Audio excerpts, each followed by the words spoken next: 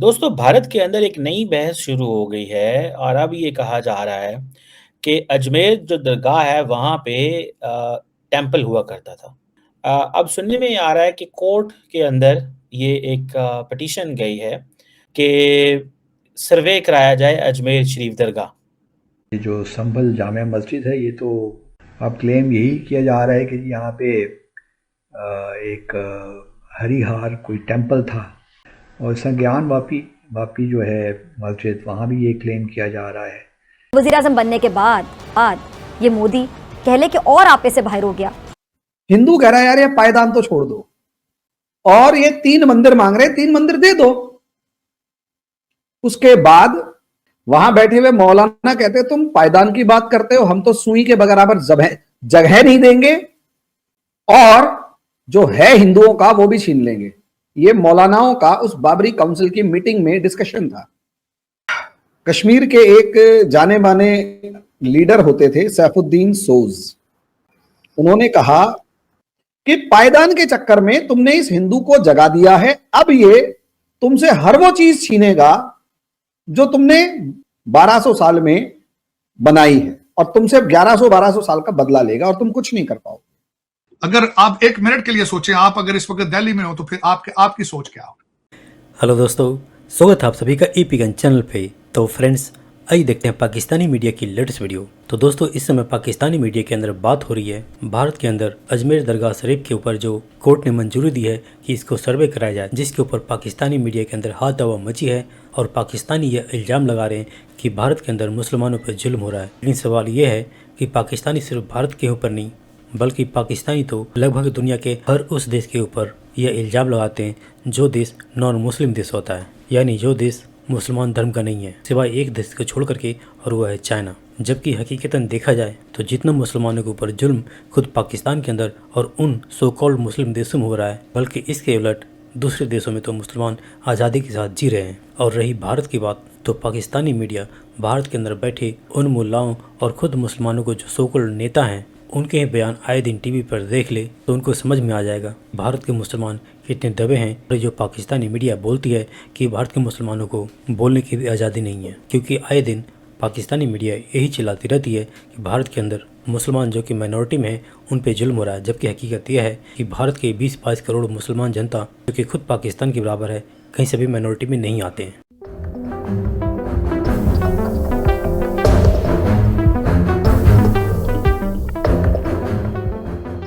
हम बात करेंगे अजमेर शरीफ की। सर, पहले राम मंदिर बन गया, उसके ऊपर एक हंगामा रहा बाबरी मस्जिद पे, फिर ज्ञान वापी मस्जिद जो थी उसके बारे में हमने सुना।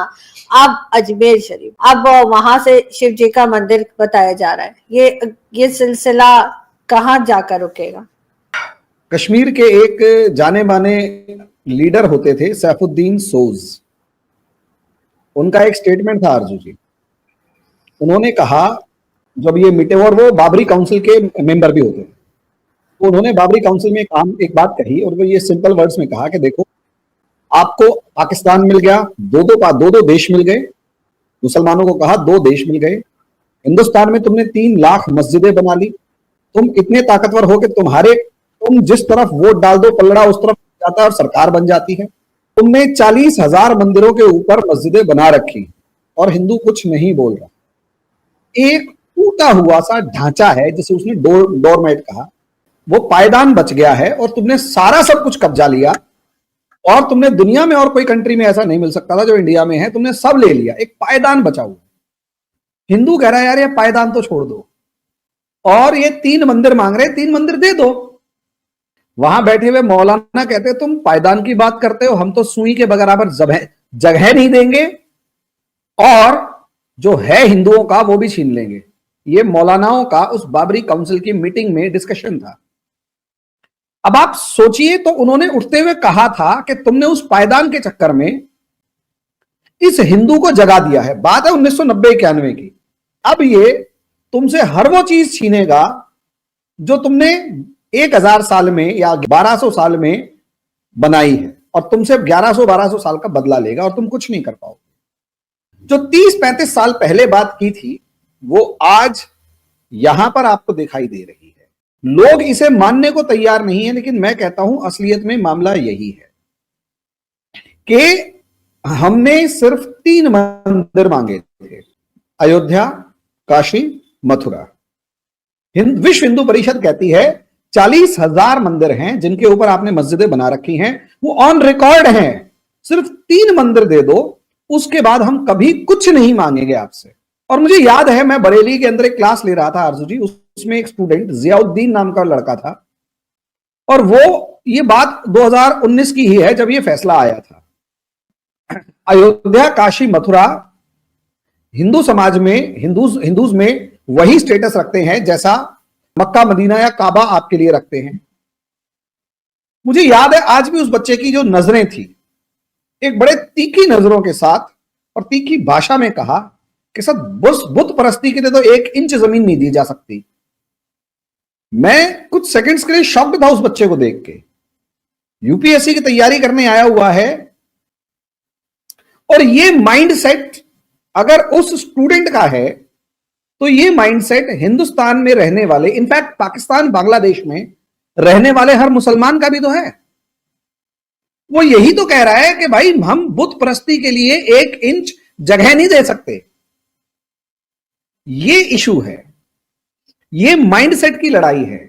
और दूसरी बात, ये माइंडसेट खत्म नहीं हुआ है। मैं बार बार अलग अलग चैनल्स पर कह रहा हूं कि असलियत में हिंदुस्तान के अंदर जो मुसलमान बचे थे वो लोग थे जिन्होंने असलियत में पाकिस्तान का सपना देखा था। पाकिस्तान का सपना लाहौर, कराची, इस्लामाबाद, पेशावर, रावलपिंडी, मुल्तान में नहीं देखा गया था। पाकिस्तान का सपना असलियत में देखा गया था अलीगढ़ मुस्लिम यूनिवर्सिटी में, लखनऊ के नवाबों ने देखा था। तो जब पाकिस्तान का सपना देखने वाले थे, जब उन्हें लगा कि अंग्रेजों ने वो पाकिस्तान बनाया है, वो मतलब जो उन्होंने मांगा था वो तो पाकिस्तान मिला नहीं। वो तो चाहते थे उत्तर प्रदेश वाला जो इलाका है वो पाकिस्तान बन जाए, और इन्हें उम्मीद थी कि पूरे का पूरा पंजाब, हरियाणा, उत्तर प्रदेश, हिमाचल, उत्तराखंड, जम्मू कश्मीर, बिहार से लेकर बंगाल तक सब कुछ पाकिस्तान में होगा। लेकिन ऐसा हुआ नहीं। इंडिया में जो रहने वाले मुसलमान हैं, जब देखा कि अंग्रेजों ने इनके साथ धोखा कर दिया, तो अब इन्होंने अपनी पलटी मारी। पलटी मार के नेहरू और गांधी को पटाया, तो इमोशनल होके सबसे पहले तो वो रह लिए जी, हाँ प्रोटेक्शन भी मिल गई। 1954 में कानून बनाया, प्लानिंग करके वक्फ एक्ट बनवाया कि हमारी जितनी प्रॉपर्टीज मुसलमानों की हैं वो वक्फ की प्रॉपर्टी हो गई। ठीक है, कि वहां से प्लानिंग हुई है 1954 एक्ट से, कि असलियत में वक्फ प्रॉपर्टीज, असलियत में हिंदुस्तान की जमीनों पर कब्जा कर करके लैंड जिहाद का मामला था। अब प्रॉब्लम ये आई 2014 से पहले जितनी भी गवर्नमेंट्स थी वो मुसलमानों के सामने झुकती थी, उनकी बातें मानती थी, मना लेती थी, और मुसलमान जरा सी धमकी देते थे तो वो घबरा जाती थी। ये सरकार मुसलमानों से घबराती नहीं है। वोट नहीं देते कोई बात नहीं, क्योंकि मुसलमानों ने इसे कह के पका दिया कि हम बीजेपी को वोट नहीं देंगे, तो बीजेपी कहती है अब हमें तुम्हारे वोट चाहिए भी नहीं।